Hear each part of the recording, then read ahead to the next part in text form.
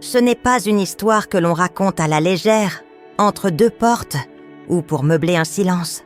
Non, c'est le genre de secret qui a refaçonné une âme, qui a rebâti une vie sur des fondations que je croyais anéanties.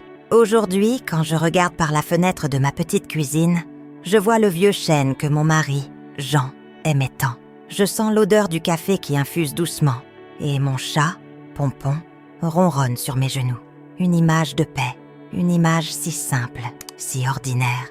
Mais cette paix, mes amis, est un miracle. C'est le fruit d'un jour où l'ordinaire a été déchiré par l'extraordinaire, où le ciel est descendu dans la boue de mon désespoir. Ce jour-là, je n'attendais plus le lever du soleil. Je priais pour que la nuit m'avale pour de bon. J'avais décidé que c'en était fini. La vie m'avait tout pris, et je n'avais plus rien à lui donner. J'étais une coquille vide, une terre aride, un arbre mort. C'est précisément ce jour-là, au creux de mon anéantissement, qu'une lumière est entrée. Non pas dans ma cuisine, mais au plus profond de mon être, dans un champ de blé, aussi mort que mon cœur. Je m'appelle Élodie, et l'histoire que je vais vous confier est celle de ma rencontre. Pas une rencontre comme les autres, une rencontre avec la mère de toutes les grâces. Je vous demande de l'écouter, non pas avec vos oreilles, mais avec votre cœur. Car c'est une histoire qui ne cherche pas à convaincre, mais à semer une petite graine d'espérance dans les terres les plus desséchées de vos vies. Avant de vous parler de la lumière, je dois vous parler de l'obscurité. Il faut que vous compreniez le poids de la chaîne, avant de pouvoir apprécier la douceur de la libération. Mon histoire commence par un silence. Le silence assourdissant laissé par le départ de celui qui était toute ma musique. C'était il y a bien des années. La ferme tournait à plein régime. Notre petit Léo, notre fils unique, avait des rires qui remplissèrent sur la grange. Et l'amour que je portais à Jean semblait aussi solide et éternel que les collines qui entouraient notre domaine. Nous n'étions pas riches, non, mais nous possédions le plus grand des trésors, une foi simple et un amour partagé. Mais la vie, parfois, est une voleuse impitoyable. Elle ne frappe pas à la porte, elle défonce le mur de votre bonheur, sans crier gare. Et ce jour-là, elle a tout emporté.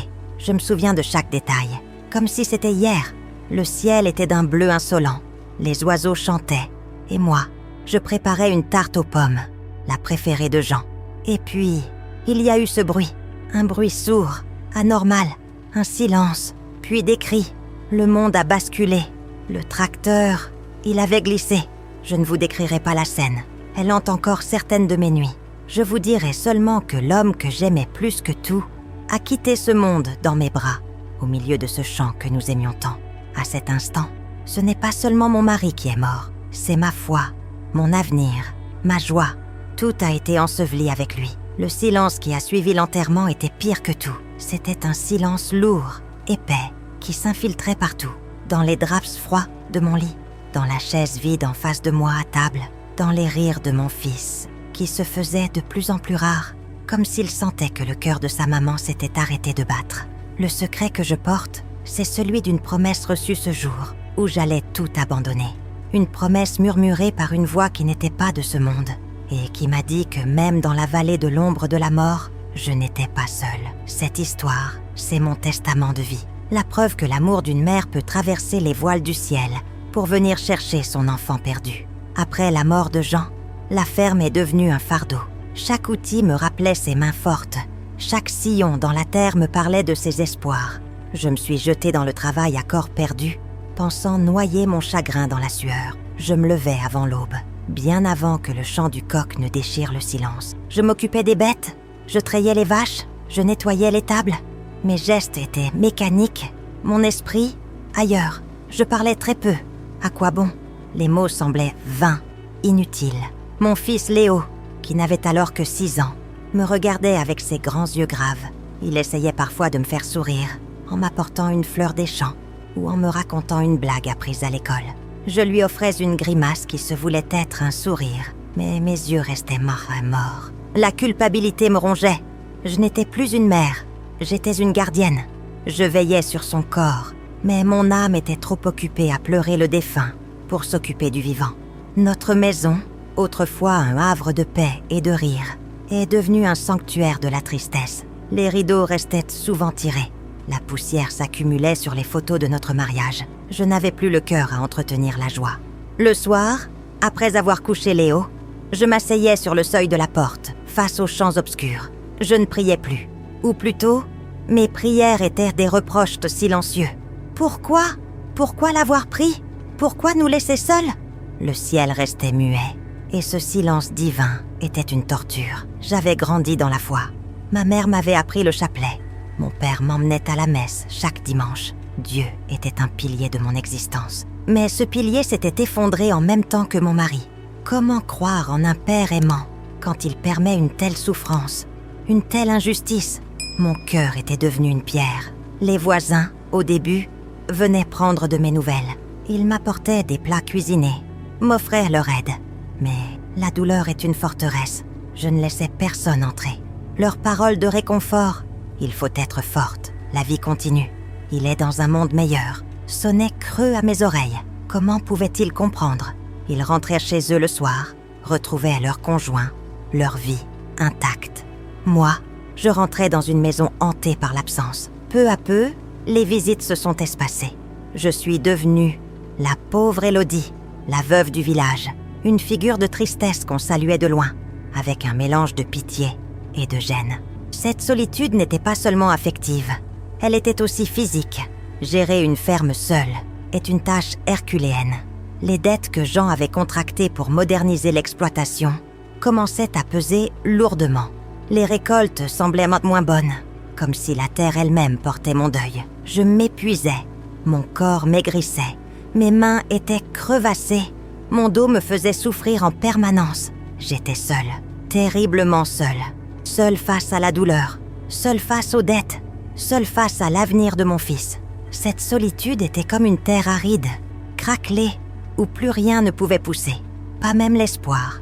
L'année qui a suivi la mort de Jean a été une longue descente aux enfers. Comme si le sort s'acharnait, une sécheresse terrible s'est abattue sur notre région.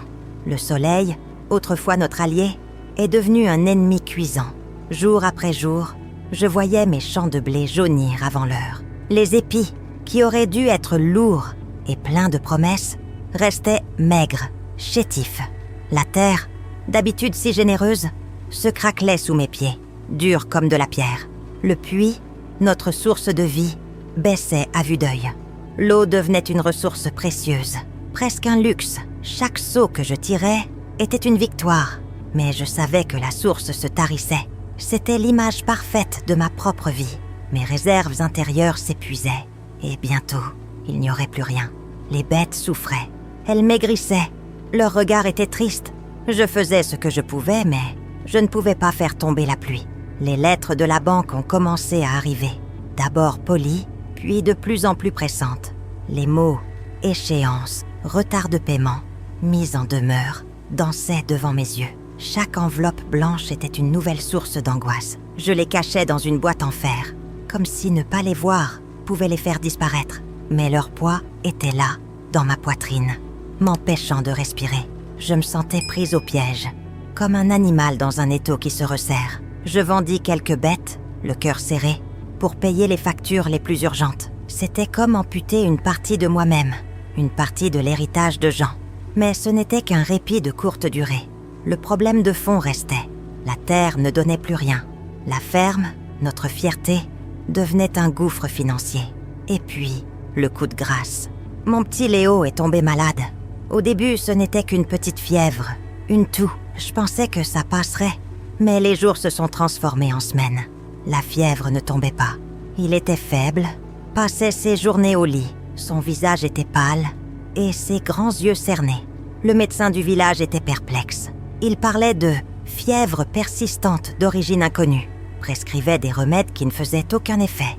Chaque nuit, je veillais à son chevet, une main sur son front brûlant, mon cœur se brisant un peu plus à chaque quinte de toux qui secouait son petit corps. C'était l'injustice de trop, que Dieu, ou le destin, ou peu importe comment on l'appelle, s'en prenne à moi. Je pouvais presque le comprendre. Mais à mon enfant, à cet être innocent qui n'avait déjà plus de père, la colère a commencé à monter en moi. Une colère sourde et amère qui a balayé les derniers vestiges de ma foi. Le ciel n'était plus seulement silencieux, il était cruel. Ma solitude était maintenant totale. J'étais une mère impuissante, une fermière ruinée, une veuve abandonnée de tous, et surtout, abandonnée de Dieu. Le nœud coulant du désespoir se resserrait autour de mon cou, et je sentais que je n'aurais bientôt plus la force de lutter. Le point de rupture est arrivé un mardi après-midi. Je m'en souviens comme d'une cicatrice sur l'âme. J'étais revenue de chez le médecin, le cœur en miettes. Ces mots résonnaient encore dans ma tête. « Élodie, je suis à court de solutions. Il faudrait l'emmener à l'hôpital de la ville, faire des examens plus poussés. » Mais ce « mais » contenait tout ce que je savais déjà. Je n'avais pas l'argent pour ça, ni pour le transport, ni pour les spécialistes, ni pour un éventuel traitement. En rentrant, j'ai trouvé une nouvelle lettre de la banque, sur le paillasson. Je n'ai même pas eu besoin de l'ouvrir. Je savais ce qu'elle contenait. C'était la dernière sommation avant la saisie. La fin. Tout était fini. Le rêve de Jean, l'avenir de Léo, ma propre vie. Tout allait être balayé. Je suis entrée dans la cuisine. Léo dormait. Sa respiration était faible, sifflante. Je suis restée là, au milieu de la pièce, le papier de la banque froissé dans ma main. Et j'ai craqué. Ce ne fut pas une crise de larmes douces et libératrices. Ce fut un ouragan, une explosion de tout ce que j'avais contenu pendant des mois. Un cri est sorti de mes entrailles, un cri inhumain, un cri de bête blessée à mort. Je suis tombée à genoux sur le carrelage froid. Mes poings martelaient là, le sol. Les larmes coulaient sur mon visage, se mélangeant à la poussière. Et j'ai parlé à Dieu. Ou plutôt, j'ai hurlé contre lui. « Où es-tu ? Où es-tu, toi que j'ai prié toute ma vie ? Tu m'as pris mon mari. Tu laisses ma terre mourir. Et maintenant, tu veux me prendre mon fils ? C'est ça ton plan ? C'est ça ton amour ? Si tu existes, tu es un monstre, un tyran. Je te hais. Tu m'entends ? Je te hais. » J'ai pleuré jusqu'à ne plus avoir de larmes. Je suis restée là, prostrée, vide.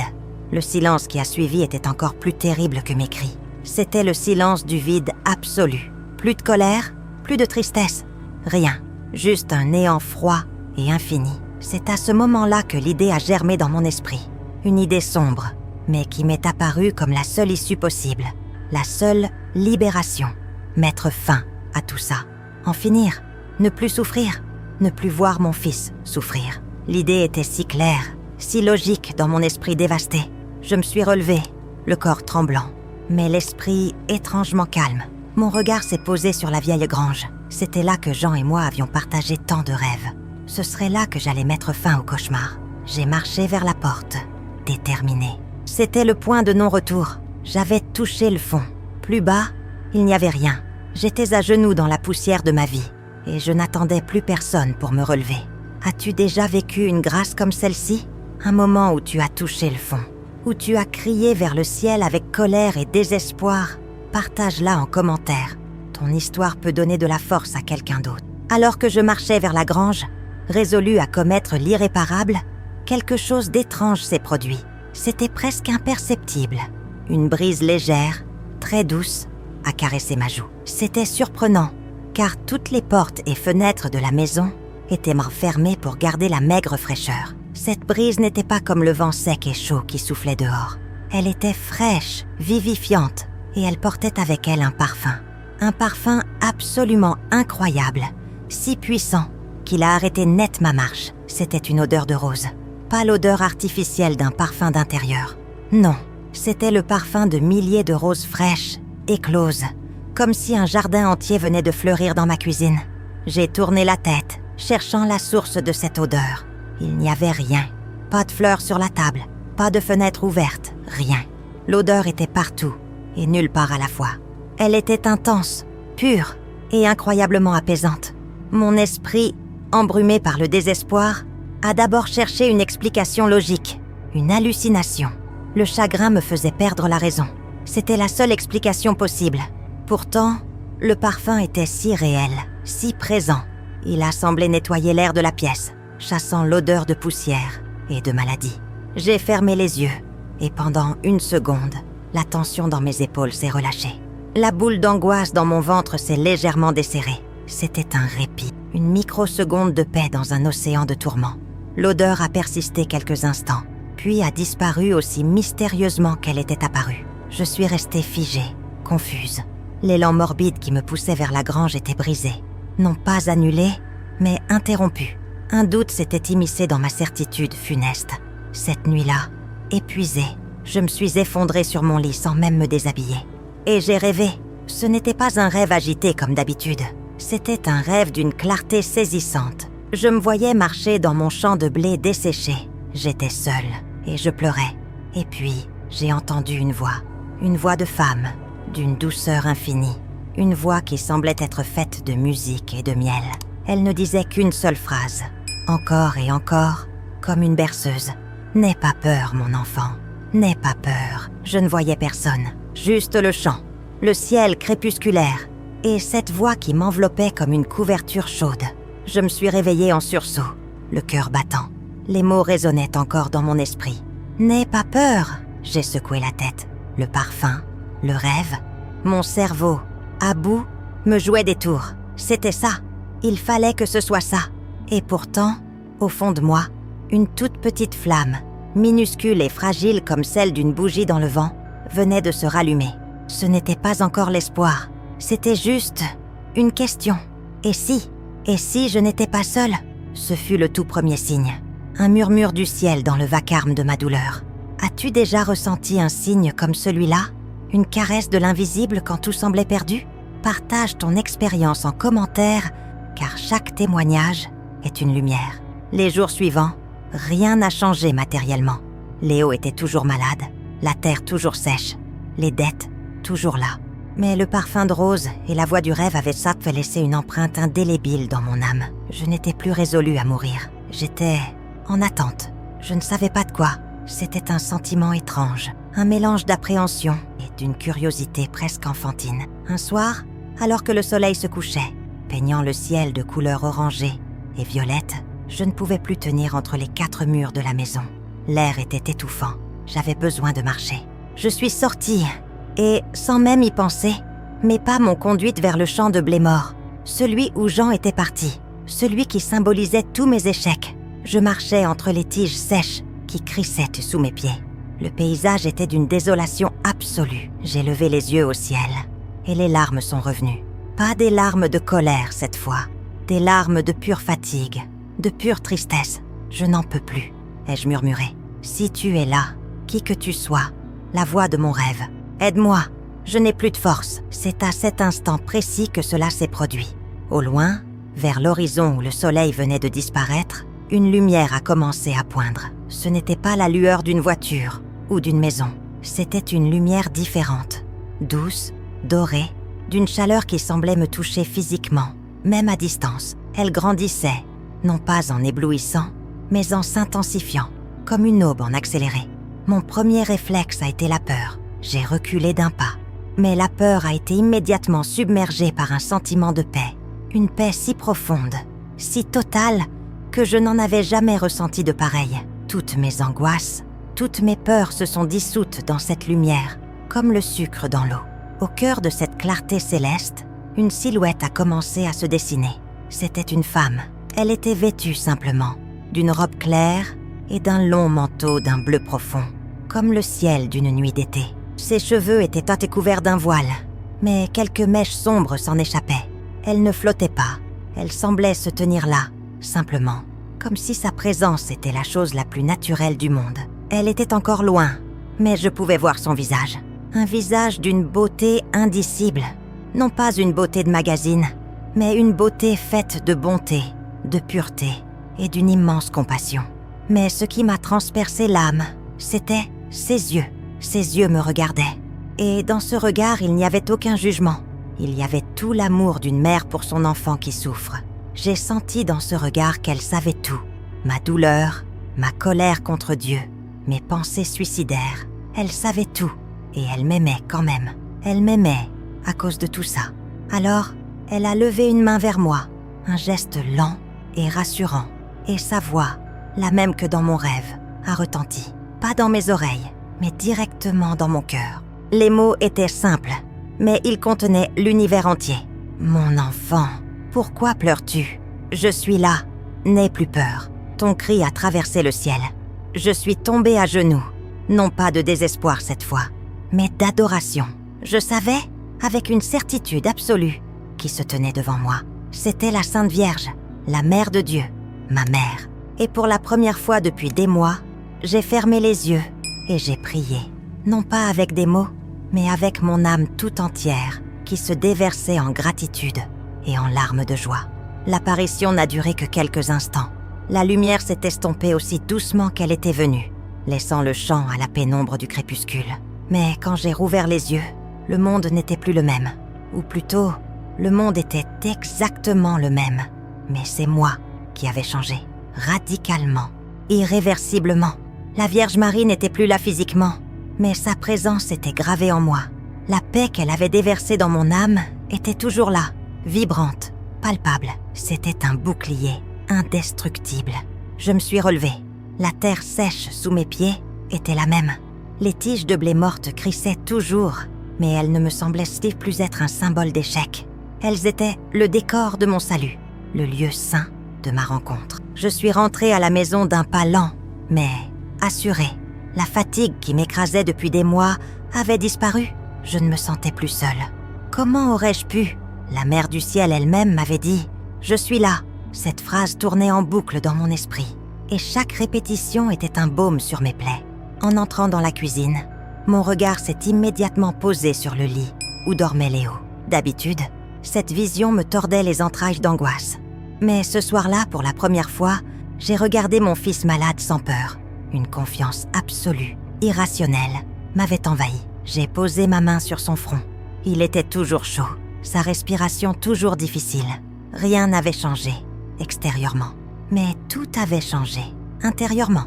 Je me suis assise à son chevet et j'ai pris son chapelet, celui que ma mère m'avait offert et que je n'avais pas touché depuis la mort de Jean. Mes doigts, autrefois maladroits et hésitants, ont retrouvé le chemin des grains. J'ai commencé à prier. Pas des prières mécaniques ou des suppliques désespérées. C'était une conversation, un dialogue intime et confiant avec cette mère qui venait de me visiter. Sainte Marie, Mère de Dieu, priez pour nous, pauvres pécheurs. Ces mots que j'avais récités des milliers de fois prenaient un sens nouveau, une profondeur inouïe. Je ne demandais plus un miracle avec l'angoisse de ne pas être exaucée. Je remerciais pour sa visite, pour sa paix, pour sa promesse. Je lui confiais mon fils, ma ferme, mes dettes, non pas comme des fardeaux, mais comme des occasions de faire confiance. C'est là qu'un verset de l'Évangile, entendu 100 fois à l'église, m'est revenu avec une force nouvelle, comme s'il était prononcé pour moi à cet instant précis. Si tu crois, tu verras la gloire de Dieu. Jean 11:40. Je croyais. Pour la première fois depuis si longtemps, je croyais. Non pas d'une foi intellectuelle, mais d'une foi du cœur. Une foi née d'une rencontre. La situation extérieure était toujours catastrophique, mais cela n'avait plus d'importance. Le plus grand miracle avait déjà eu lieu. Mon cœur de pierre avait été changé en cœur de chair. Écrit « Amen » si tu crois que la foi peut tout transformer de l'intérieur, avant même que les miracles extérieurs ne se manifestent.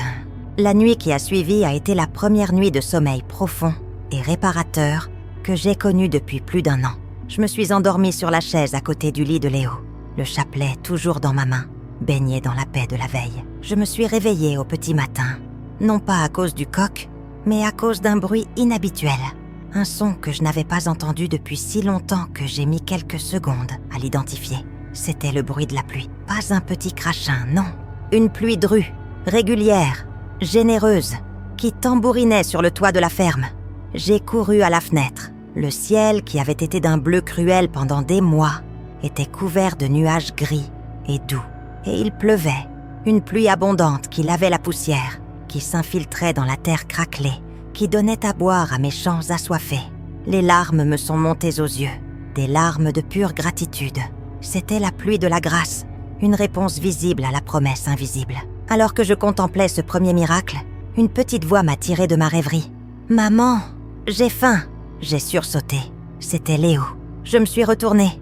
Il était assis dans son lit. Ses yeux étaient grands ouverts, clairs, et pour la première fois depuis des semaines, il brillait d'une lueur de vie.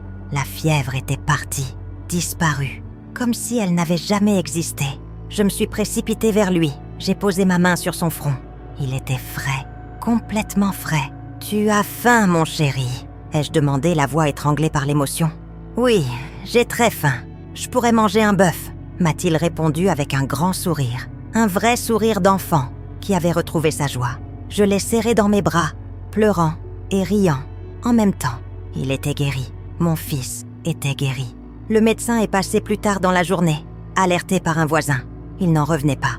Il a examiné Léo sous toutes les coutures, a parlé de rémission spontanée et inexplicable, de cas médical extraordinaire. Moi, je savais. Ce n'était pas un cas médical.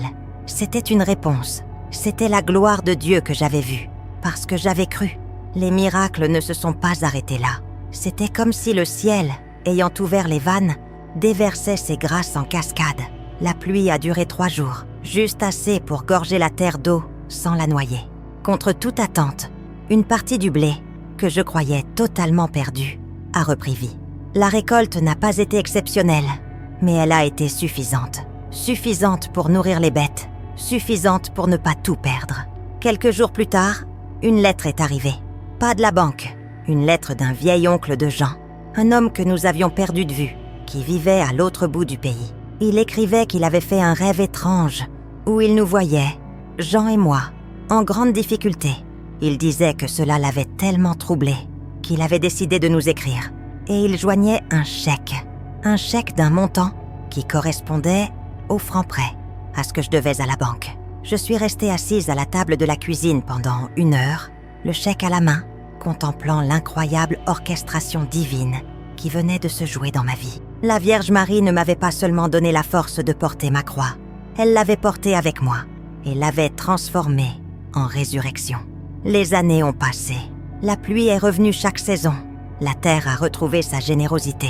Le petit Léo est devenu un homme fort et bon, qui a repris la ferme avec une passion qui aurait rendu son père si fier. Il s'est marié, et aujourd'hui, les rires de mes petits-enfants remplissent la maison et la grange, chassant pour toujours les fantômes du silence. La ferme est prospère, mais ce ne sont là que les conséquences visibles du véritable miracle. Le plus grand héritage de cette nuit sainte dans le champ de blé, ce n'est pas la richesse matérielle, c'est la richesse du cœur. Ma vie a été transformée, non pas en une vie sans épreuve, mais en une vie pleine de sens. La foi qui m'avait été rendue ce jour-là n'est plus jamais partie. Elle est devenue le socle de mon existence, mon ancre dans les tempêtes, ma boussole dans le brouillard. Je n'ai pas gardé ce secret pour moi. Comment aurais-je pu? Un tel cadeau ne peut être conservé égoïstement. Il doit être partagé, offert, pour qu'il fructifie. Au début, j'en ai parlé timidement, à quelques personnes de confiance. Puis, voyant la lumière que mon histoire allumait dans leurs yeux, j'ai compris que mon témoignage était ma nouvelle mission. Ma vie n'était plus seulement dédiée à ma ferme et à ma famille. Elle était dédiée à raconter, à dire à tous ceux qui veulent donc l'entendre que l'espérance est possible, que l'amour de Dieu est réel et que nous avons une mère au ciel qui ne nous abandonne jamais. Ma maison est devenue un lieu de passage. Les gens viennent, parfois de loin, pour entendre l'histoire de la miraculée de Val-de-Grâce, comme certains m'appellent en souriant. Ils s'assoient dans ma cuisine, la même où j'avais touché le fond du désespoir. Je leur sers un café, une part de tarte, et je leur raconte. Je leur raconte la sécheresse, la maladie, la colère, le cri, le parfum de rose et la lumière dans le champ. Je ne fais pas de grands discours théologiques. Je parle avec mon cœur, avec mes mots simples de femme de la terre. Je partage ma certitude. Le plus grand miracle n'a pas été la pluie ou l'argent, mais la paix reçue, alors que tout était encore en ruine. C'est la preuve que Dieu agit d'abord à l'intérieur de nous. Il ne supprime pas toujours l'épreuve, mais il nous donne toujours la force de la traverser. Voir l'espoir renaître dans le regard d'une mère qui a un enfant malade, voir la paix revenir sur le visage d'un homme qui a tout perdu, voilà ma plus belle récompense. C'est le miracle qui se renouvelle chaque jour. Je suis devenue une semeuse d'espérance. Et chaque graine qui germe est un remerciement infini à celle qui est venue me chercher dans mon champ de mort. Laisse ton prénom en commentaire. Et ce soir, dans ma prière, je le présenterai avec amour à la Sainte Vierge pour qu'elle veille aussi sur toi et sur tes fardeaux. Aujourd'hui, je suis une vieille femme. Mes mains sont ridées, mon dos est courbé par les années de travail. Mais mon âme, elle, est jeune. Elle est vibrante de la lumière que j'ai vue ce soir-là. Parfois, le soir, Je retourne dans ce champ. Je m'assois sur un petit banc que Léo a installé pour moi. Je contemple le blé qui ondule sous le vent, lourd de promesses. Et je me souviens de la femme brisée que j'étais. Et je mesure le chemin parcouru. La leçon de ma vie est simple, mais elle est essentielle. Le silence de Dieu n'est jamais un signe d'absence. C'est souvent dans le silence le plus profond qu'il prépare sa plus belle réponse. Sa réponse pour moi a eu le visage d'une mère.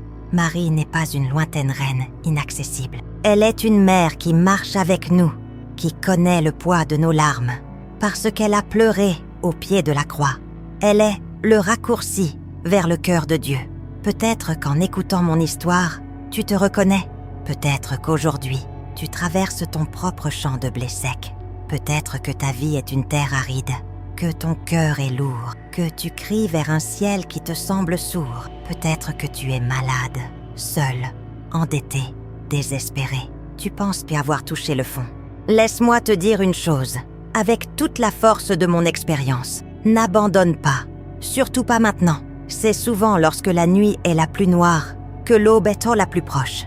Ton cri de désespoir, même s'il est plein de colère, est une prière. Le ciel l'entend.